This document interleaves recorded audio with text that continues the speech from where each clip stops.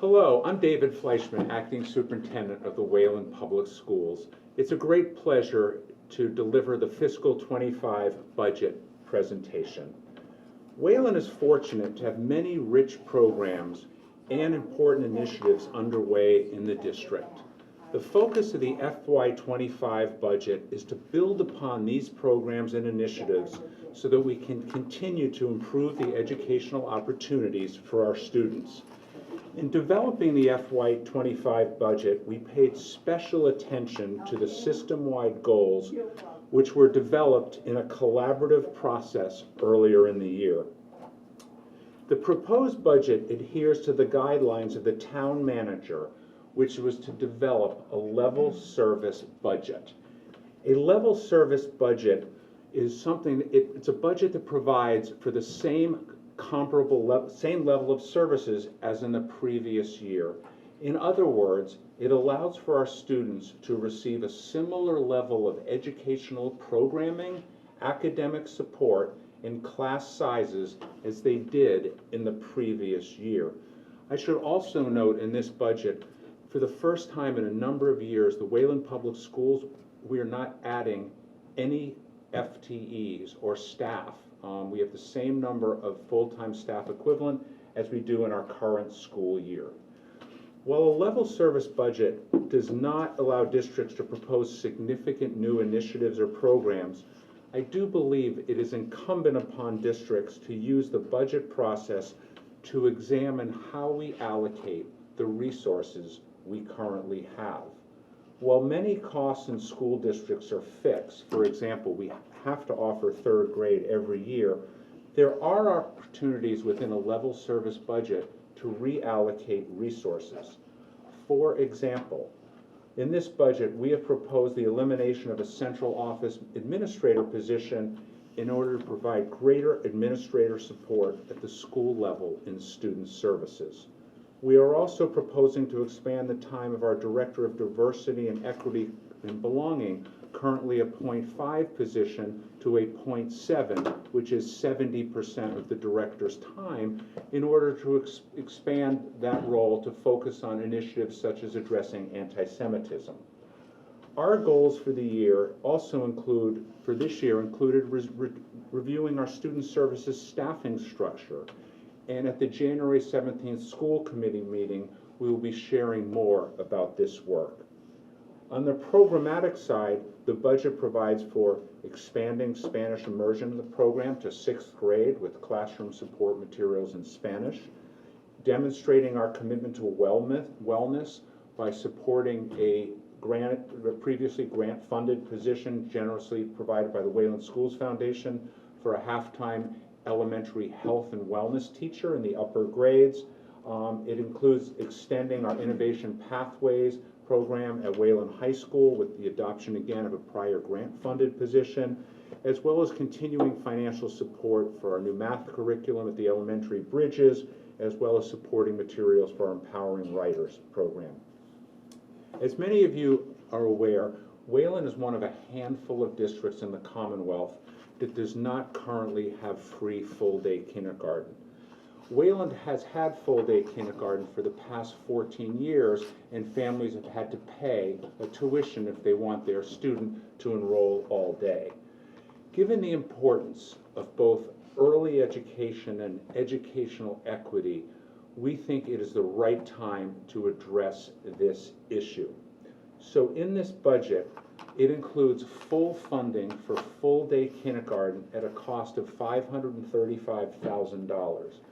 While this is a significant sum, Wayland will recoup this money if by funding this for 1 year, because of the fact that our Chapter 70 or state funding will increase significantly in the following years. We think this is an important investment, knowing that we will recoup this money and provide opportunities for our youngest students and relief for families of our youngest students. In a process of making this decision, we've been in close touch with our partners at the Department of Elementary and Secondary Education. That's really important, and we'll continue to work with them in developing our budget. Preparing a budget is a significant undertaking, And being new here, I've had to depend on colleagues, and it's wonderful to work with wonderful administrator colleagues, and so fortunate that our Director of Finance and Operations, Susan Botan, has returned to Wayland. Susan's been a terrific partner in this work, and I am grateful. I'm also grateful the partnership we've established with our town, because that's very important in the school budget. Our town manager, Michael McCall, who's also relatively new, and our longtime Director of Finance, Brian Kevaney. We spent a lot of time working with them. We look forward to developing many exciting opportunities for our students in the year ahead, and I'm now going to share some specific details of the budget through a slide presentation.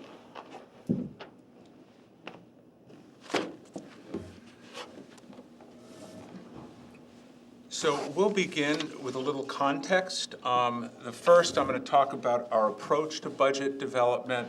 I already talked a little bit about what level service means, and again, no net increase in staff, which is really unique in a school district in this day and age, given all of the needs. We'll touch on our district goals, a little more detail about full-day kindergarten, our student enrollment, and finally, our capital budget. So the context, you can see in the slide, is addressing both the academic and social and emotional growth of our students while being fiscally mindful. I should note again, social and emotional growth, so important, always important since the pandemic, even a higher priority. Next, in terms of the context, we received guidance from our town manager. And beyond level service, which I discussed earlier, we were to look at full-day kindergarten with an allotment of $400,000, as well as additional staffing due to enrollment, $120,000. In addition, and this was really thoughtful, an additional annual appropriation to address special education. And I should just note, special education is the most challenging area to budget due to its unpredictability. For example, students move in with different needs at all times during the school year. In terms of the way I think about a budget, I think of 5 pillars as we think about a budget. When we think about adding to a budget, subtracting, or level service, the first is program breadth. And one thing I've learned since I've been in Wayland over the last 6 months is wonderful programs in Wayland in the arts, in music, in electives for students, in innovation pathway, and that's something we really value. The journalism program at the high school. Educational infrastructure is how we support teachers in the classroom in terms of professional development, in terms of technology, which has become increasingly important in educational infrastructure. It's how we support all the important work that goes on in the classroom. Math coaches have been an important addition as we've expanded our math curriculum, or our new math curriculum in Wayland. Class size is something that all districts have to make decisions about, and certainly it's relevant to the budget because class size drives how many staff we have, which is the most significant part of a school budget. Next is student services. Within student services in this pillar, I think about special education. I also think about mental health support for students. And I think about special education that all districts that have excellent general education need to have the same level of excellent special education.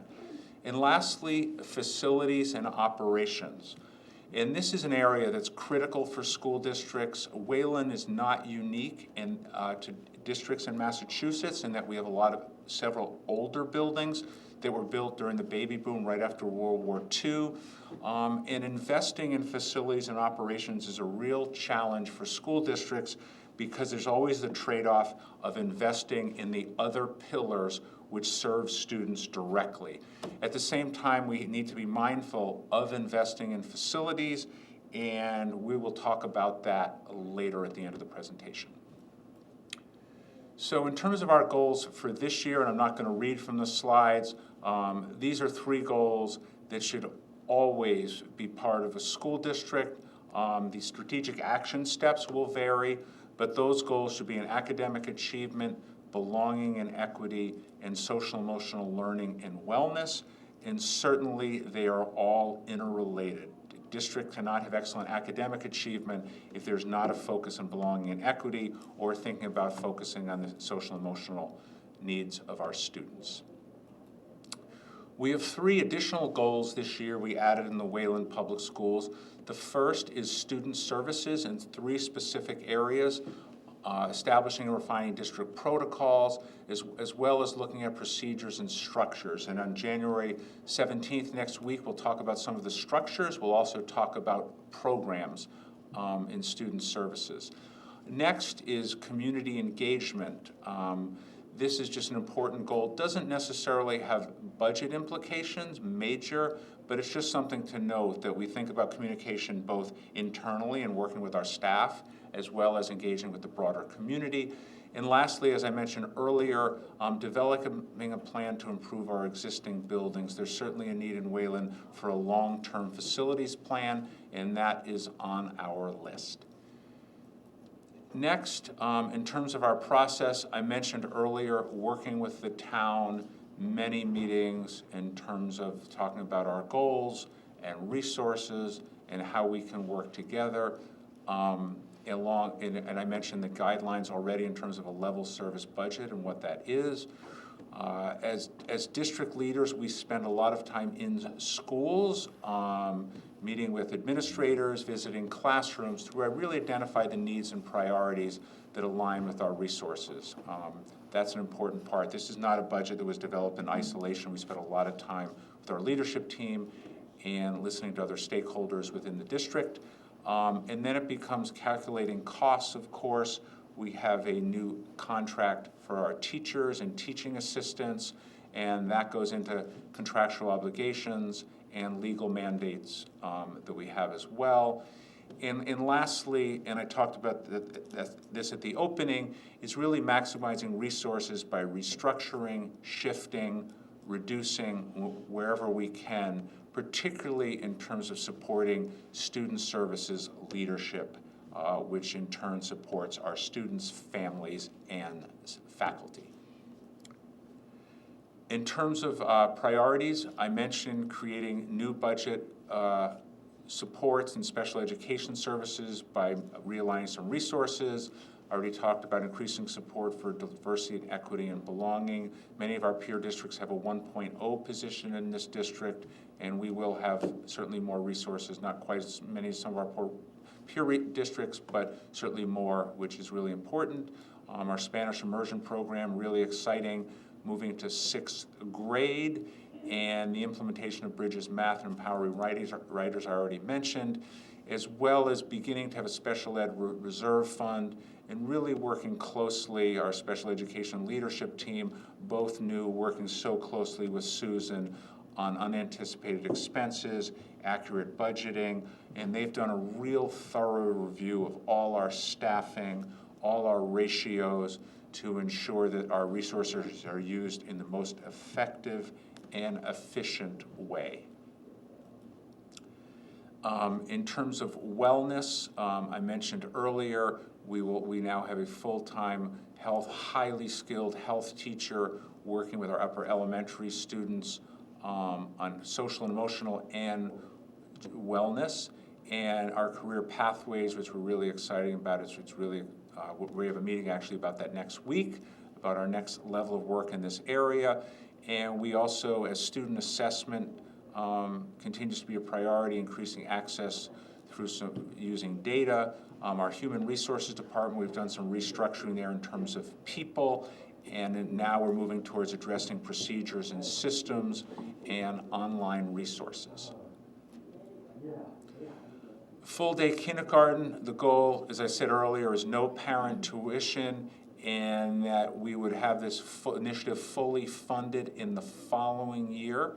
And if we were to, for example, in this year, if we were to have had full day kindergarten this year, we would have received so close to $900,000 additional in our Chapter 70, which is our state aid for this year.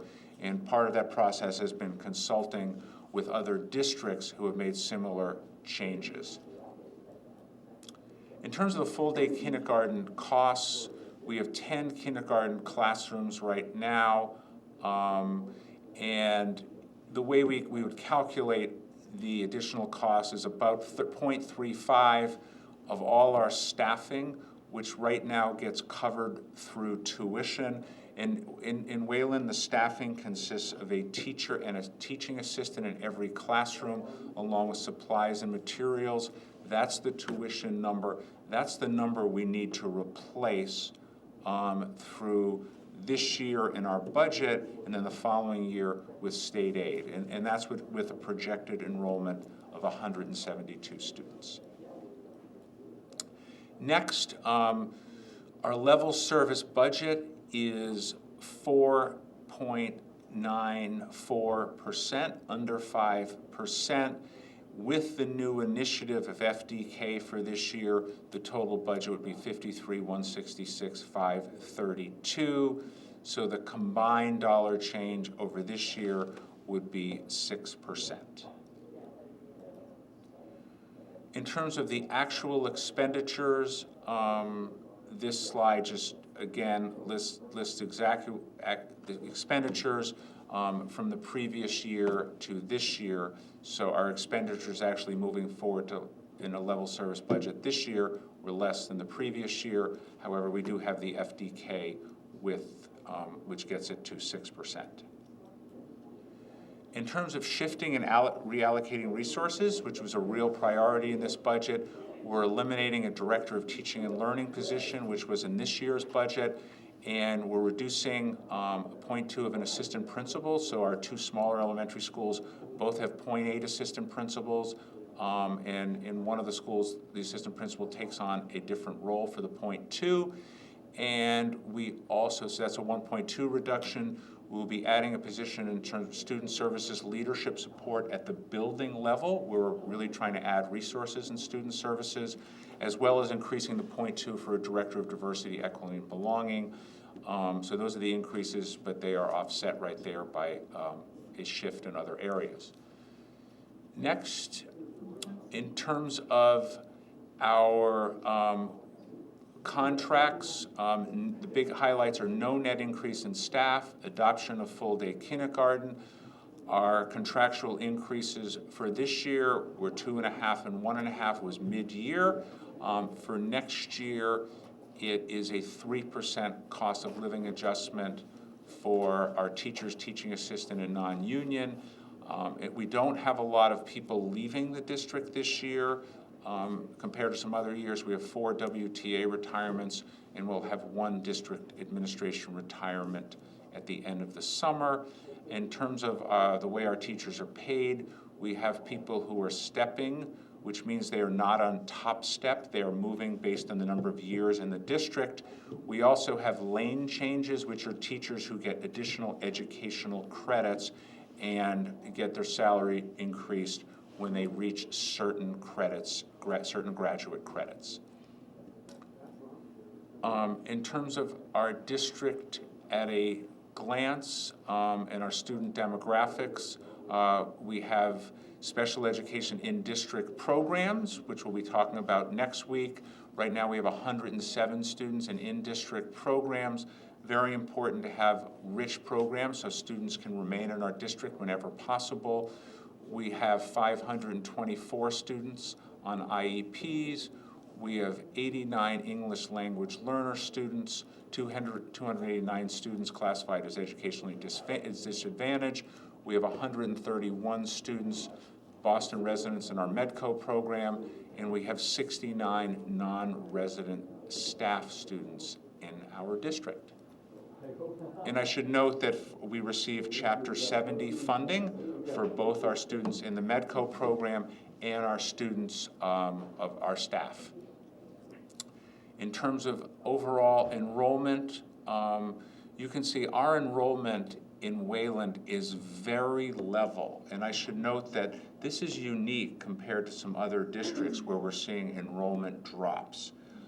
And that helps us certainly in our state aid. Our enrollment is level. We see very few districts right now increasing, more decreasing, including peer and neighboring districts. And you can see the way the numbers break down. Next year, we have one school that our preschool is supposed to, pretty much we're projecting level in the Children's Way. Clay Pit is the only district where we're projecting up by 10. Our other elementary schools, slight drop in Happy Hollow, Loker pretty even. The middle school very even with just a 3-school projected increase. Our high school is the place that has the greatest variance, and that is simply because we have a smaller 9th grade class enrolling and a larger senior class leaving.